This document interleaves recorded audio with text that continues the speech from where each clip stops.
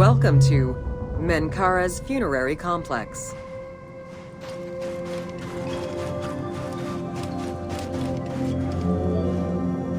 The dimensions of Menkuare's pyramid are much less grandiose. However, unlike its predecessors, Menkuare's pyramid shows a great deal of complexity in its internal and external finish. The outside was partially covered in red granite, while the internal walls were richly decorated. This latter innovation would not catch on until the end of the 5th dynasty, when pyramid texts began to adorn the walls.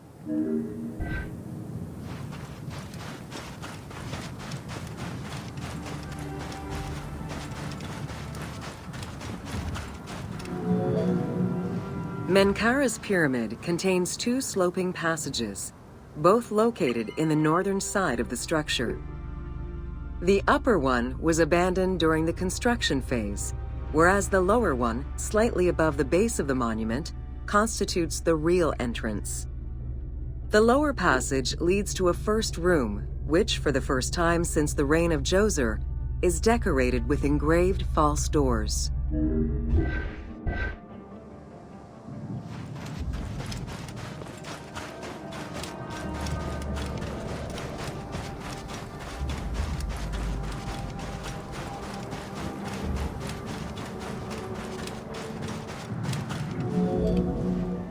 While Menkuare's pyramid complex was unfinished at the time of his death, it was hastily and somewhat shabbily completed by his successor, Shepseskaf.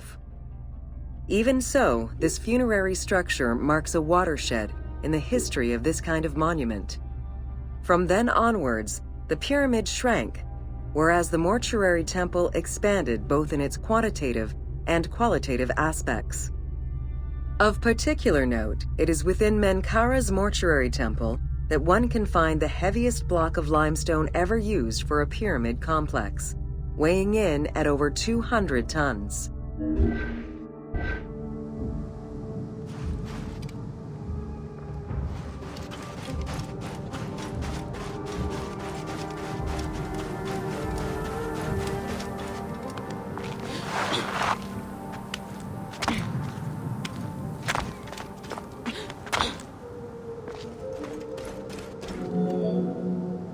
Menkuare's causeway was completed in mud brick by the king's successor, whereas the lower part was nothing more than a simple ramp. As for the Valley Temple, it was built in 2 phases. The foundations were first laid out in limestone during Menkuare's reign, but the temple itself was completed in mud brick afterwards. As such, the Valley Temple was soon damaged and ended up being completely rebuilt during the 6th dynasty.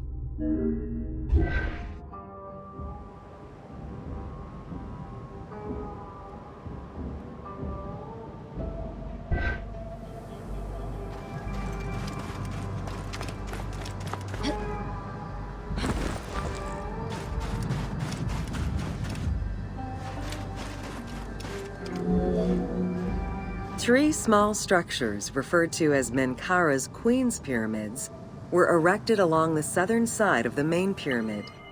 One of them was a smooth-faced pyramid, while the other 2 were more basic step pyramids. It is difficult to assess whether the latter were designed as such or were left unfinished with no casing to smooth out their surfaces.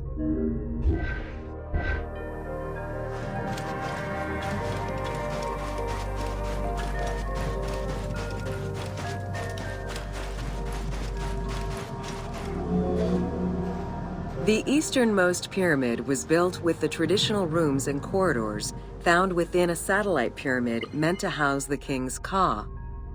However, a granite sarcophagus was found within, leading to the conclusion that it was used as an actual tomb rather than as a symbolic cenotaph. Drawing on these observations, some assume that this pyramid was first built as a satellite pyramid for the king's ka, before seeing its purpose change to that of a queen's tomb. Which queen, however, remains a mystery.